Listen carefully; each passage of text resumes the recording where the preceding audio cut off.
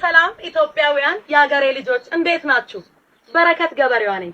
በረከት ወርቁ አደራ በኢትዮጵያ በረከት ገበሬዋ በሚል ቅጽል ስም የምትታወቅ ባለሀብትና በግብርና ዘርፍ የተሰማራች ሴት ናት። እንደሚታወቀው በሀገራችን ካለው 110 ሚሊዮን ህዝብ መሃል ከ700 በላይ የሚሆነው ህዝብ በገጠሪቱ የሀገሪቱ ክፍል እንደሚኖር ከዚያም ህዝብ አብዛኛውን በግብርና ላይ የተሰማራ ቢሆንም የሀገራችን የግብርና እድገት ቁልቁል እያዘገመ በሚገኝበት በዚህ ጊዜ የሀገሪቱንና የህዝቦቿን ችግር ለመፍታት ዘርፉን የተቀላቀለችው በረከት ገበሬዋ ወላይታ ውስጥ በ600 ሄክታር መሬት ላይ አትክልትና ፍራፍሬ ታመርታለች። አሁን የምገኘው ወላይታ ዞን ኦቢቻ ወረዳ ብላቴ አካባቢ የሚገኘው እርሻ ውስጥ ነው። ይሄ እርሻ ከጀርባ የምትመለከቱት እንግዲህ ካምፓችንም ከጀርባ ይታያል። የሙዝ የካዛባና የተለያዩ ምርት የሚገኝበት እርሻ ነው። በዚህ በተቃራኒ በኩል ደግሞ ሙሉ ለሙሉ በድንጋይ የተሸፈነ ስለሆነ መልማት ባለመቻሉ ወደ እርባታነት ቀይረናል ማለት ነው። በከፊል አርሶ አደር በከፊል ደግሞ አርብቶ አደር ነኝ ማለት ነው።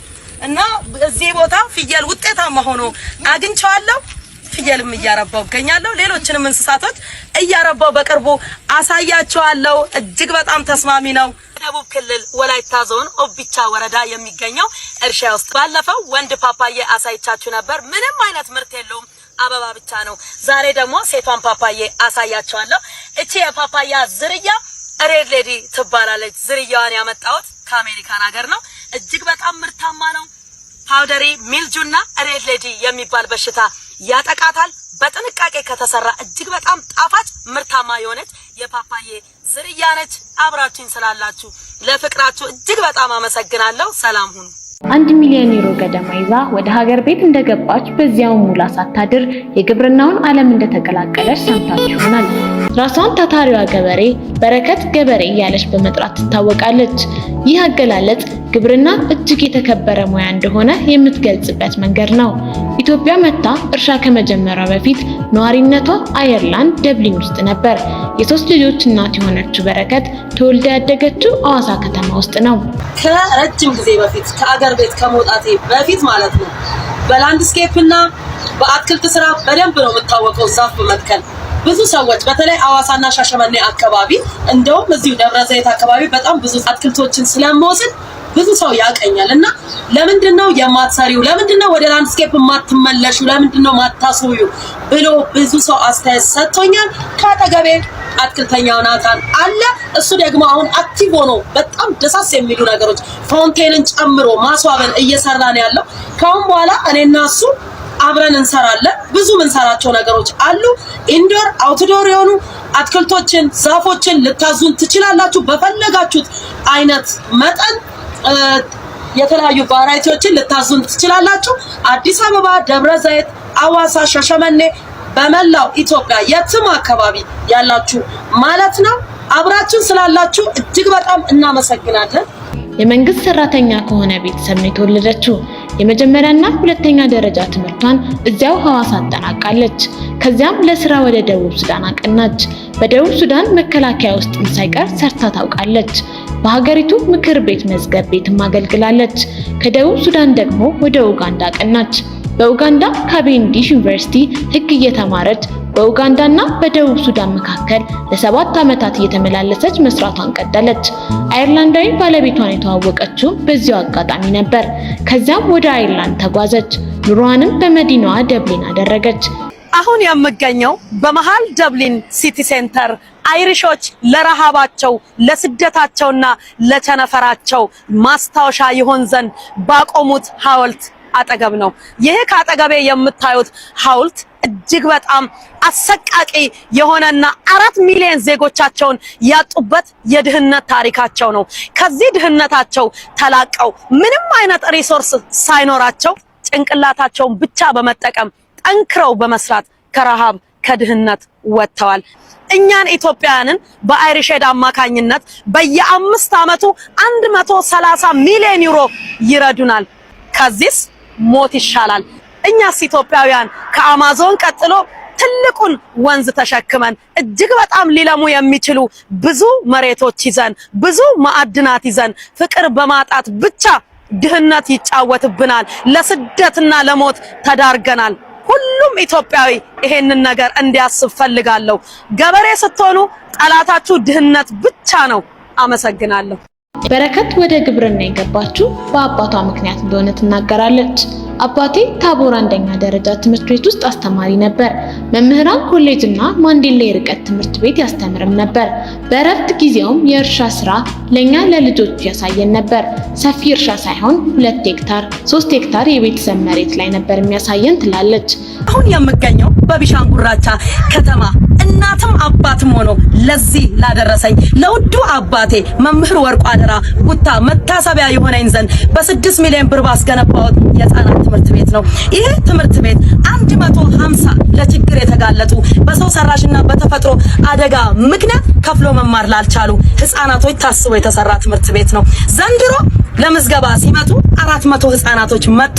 አንዱን ህፃን ከሌላ ህፃን መለየት ባለመቻሌ 400ንም ተቀብዬ እያስተማርኩ እገኛለሁ። ከከተማ አስተዳደሩ ጋር በመተባበር የምገባ ፕሮግራምም አላቸው። ዘንድሮ የገጠመኝ አይነት ችግር እንዳይገጥመኝ ለሚቀጥለው አመት ከወዲሁ ዝግጅት ጀምሬያለሁ። ወገኖቼ ለፍቶ ጥሮ እዚህ ላደረሰኝ ውዱ አባቴ ይሄ እንደማይመጥን አውቃለሁኝ። እጅግ በጣም አንገቱን ደፍቶ ብዙ ሆኖ እኔ እዚህ ጋር ስደርስ እሱ ተቀጠፈብኝ። የእግዚአብሔር ፍቃድ ይሁን ብዬ ዝም ብያለሁኝ። አብራችሁኝ ሆናችሁ ከጎኔ ለቆማችሁ ፍቅር ለሰጣችሁኝ ሁሉ ምስጋናዬ ከልብ ነው። ከዚህ በላይ ሰርቼ ብዙ አኮራቸዋለሁ። ሰላም ሁኑልኝ። አባቷ ክረምት ላይ ከስራ እረፍት ሲያገኙ ወደ ሱሉልታ ይዘዋቸው ይሄዱ እንደነበር ታስታውሳለች። አባቷ ጋር አብራ እርሻ ውስጥ በመስራት ነበር ክረምቷን የምታሳልፈው። በጋ ላይ ደግሞ ቤት ውስጥ የተለያዩ እጽዋቶችን ችግኞች ያፈላሉ።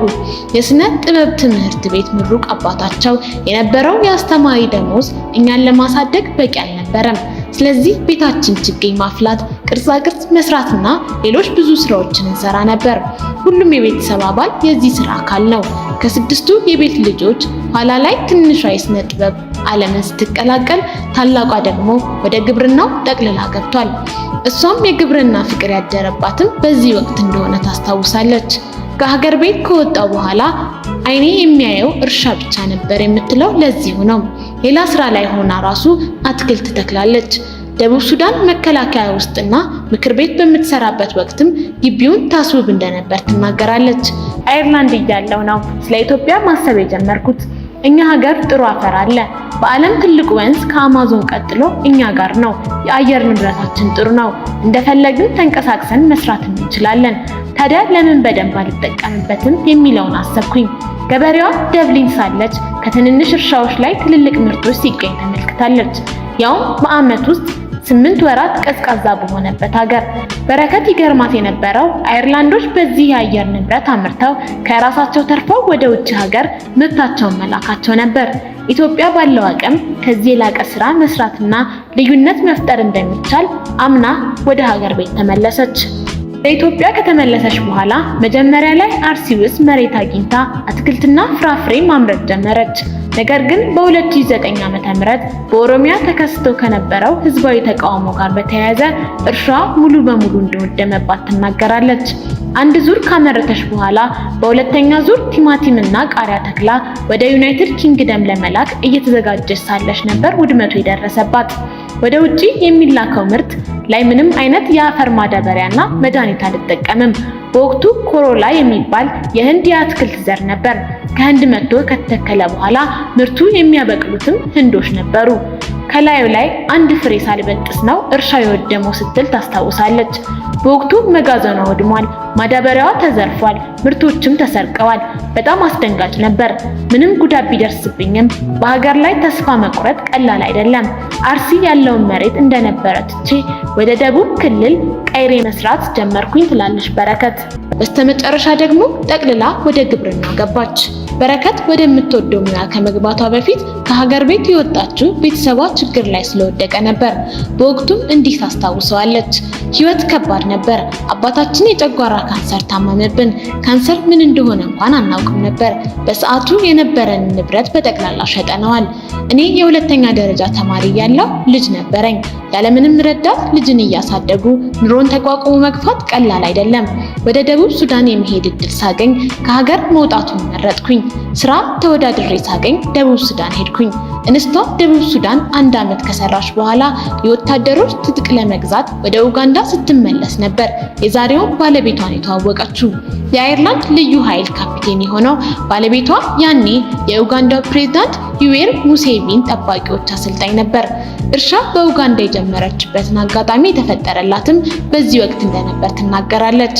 ከኢትዮጵያ በፊት እርሻ የጀመርኩት ኡጋንዳ ውስጥ ነው።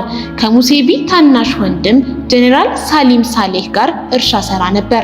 እሳቸው ሰፊ መሬት ስለነበራቸው በእርሳቸው መሬት ላይ ነበር የምሰራው። በረከት ቻይና፣ ሞዛምቢክ፣ ጣሊያን፣ ታንዛኒያ ከቆየች በኋላ ነው ኑሯን በአየርላንድ ያደረገችው። በረከት ወርቁ የራሷ መሬት ስላልነበራት መቂ መሬት ተከራይታ ነበር እርሻ የጀመረችው። 2008 ዓ.ም ላይ የራሷ 40 ሄክታር የእርሻ መሬት አገኘች። ከክራይ ተነስቼ አሁን 2840 ሄክታር እያረስኩ ነው። 4 እርሻዎች አሉኝ። እዚህ ቪዲዮ ላይ እንደምታዩት እርሻው እጅግ በጣም ጥቅጥቅ ያለ ቁጥቋጦ የበዛበት ምንም አይነት የሰዎች መኖሪያ የሌለበት አካባቢ ነው። ከኔ ቢያንስ 16 ኪሎ ሜትር ላይ ነው የሰዎች ቤት በብዛት የሚገኘው። ግን ገና እንዳየሁት በጣም አስፈሪ ጫካ ነው። እንደምለውጠው እንደምቀይረው በጣም እርግጠኛ ነበርኩኝ። ምንጣሮ ጀመርኩኝ። ምንጣሮ ከጀመርኩ በኋላ በጣም ብዙ ጓደኞቼ ላሳያቸው ሞክሬ ነበር። ፈሩት። እንዴ በረከት ይሄ ቦታ ደፈጣ ልትይዥበት ነው ምሽግ ነው ወይ ምናምን እያሉ ይቀልዱብኝ ነበረ። ከ4 ወር በኋላ ግን በጣም ሙሉ ለሙሉ ተቀይሮ መዝራት ጀመርን። ግን አንድ አስደንጋጭ ነገር ተከሰተ።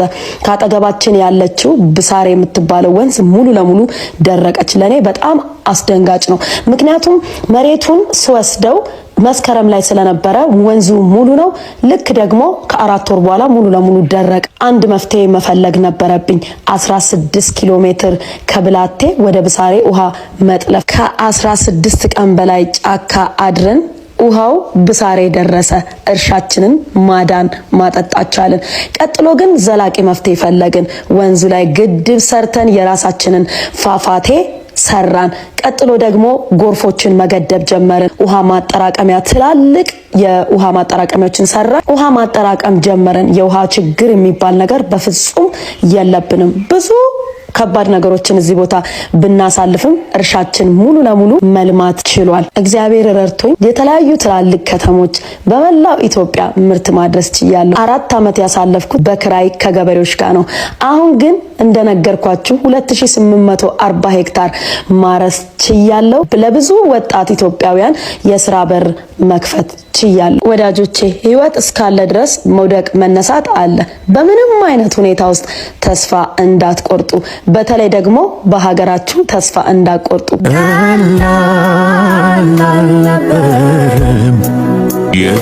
የደረሰብኝ ግን ይሁን አምላኬ ለክፉ አልሰጠኝ።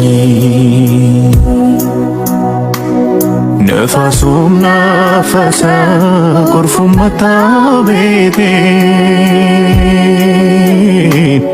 ግን አልነቀለውም ሰሪን መሰረቴን።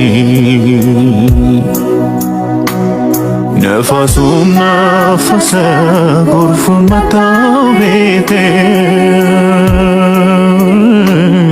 ግን አልነቀለውም ሰሪን መሰረቴን። በኢትዮጵያ ምጣኔ ሀብትና ማህበራዊ መዋቅር ውስጥ አብላጫውን ድርሻ የሚይዘው ግብርና ቢሆንም ዛሬም እርሻ አልዘመነም። አርሶ አደሮች ምርታቸውን ሸጠው ቤተሰባቸውን መደገፍ ይቅርና ራሳቸውን ለመቻልም ሲከብዳቸው ይታያል። በሌላ በኩል ግብርና አሳፋሪ ተደርጎ ሲቆጠርም ይስተዋላል። ኢትዮጵያ ውስጥ ከወንዝ በቅርብ ርቀት እየኖሩ ውሃ መሳቢያ ሞተር ፓምፕ በማጣት ምርታቸውን የሚያጡ አርሶ አደሮች በረከት እንደ ምሳሌ ትጠቅሳቸዋለች። ማዳበሪያ አጥተው ማምረት ያቃታቸው አርሶ አደሮችም ጥቂት አይደሉም። ከመንግስት በተጨማሪ ውጪ ሀገር የሚኖሩ ኢትዮጵያውያን አርሶ አደሮች እንዲደግፉት በረከት ትመክራለች። ኢትዮጵያ የሚያስተካክላት አየር ንብረት ይሁን አፈር በደቡብ ሱዳንም በዩጋንዳም በጣሊያንም በአየርላንድም አላየሁም። ውሃችንም አየር ንብረታችንም አፈራችንም አልተጠቀምንበትም። ገበሬ ሲባል ራሱ አሳፋሪ ስድብም እየተደረገ ነው። እኔ ገበሬ ነኝ ብዬ ያንን ለመስራት ነው ወደ ግብርና የገባሁት። እዚሁ ሶሻል ሚዲያ ላይ ዞር ስል አንዱ መኪና ውስጥ ዘና ብሎ ቁጭ ብሎ ሴት ልጅ ለመዝናናት እንጂ ለመስራት አልተፈጠረችም፣ እግዚአብሔር አዳምን ነው በላብ በወዝ ብላ ሔዋንን አላዘዛትም ሲል ሰማሁት። አታመንዝር እንጂ አታመንዝሪ አይልም፣ አትግደል እንጂ አትግደይም አይልም። ነገ ጠዋት ኃጢአት ሴትን አይመለከትም እንዳትሉንና እሳት እንዳታዘንቡብን እፈራለሁኝ። አለመስራት ግን መብቷ ነው። ከሰራች ዝቅ ካለች እንደ ንግስት ተከብራ ትኖራለች። አልሰራም ካለች ደግሞ በገዛ ቤቷ ባሪያ ትሆናለች። ምርጫው የሷ ነው። በረከት ለግብርና ያለው የተዛባ ምልከታ መለወጥ ስለመፈልግ ነው ራሷን በረከት ገበሬ እንዲሁም ታታሪዋ ገበሬ እያለች የምታሞካሸው። ሴቶች እባካችሁ ሰርተን መኖር መቻልን መልመድ አለብን። ልንዝናና አይደለም ልንሰራ። መዝናናትም አንዱ የህይወት ፓርት ነው። ልንሰራ ነው የመጣነው። መስራት አለብን። ህልማችንን መኖር አለብን። ወንድ ላይ መንጠልጠል የለብንም። የወንድ ጥገኛ እንድንሆን አያስፈልግም። ሰርተን መለወጥ፣ ጠንካራ መሆን፣ በኢኮኖሚ ራሳችንን መቻል አለብን። እባካችሁን ሴቶች የሳሎን ጌጥ ከመሆን ራሳችሁን ጠብቁ። አብራችሁን ስላላችሁ እጅግ በጣም አመሰግናለሁ።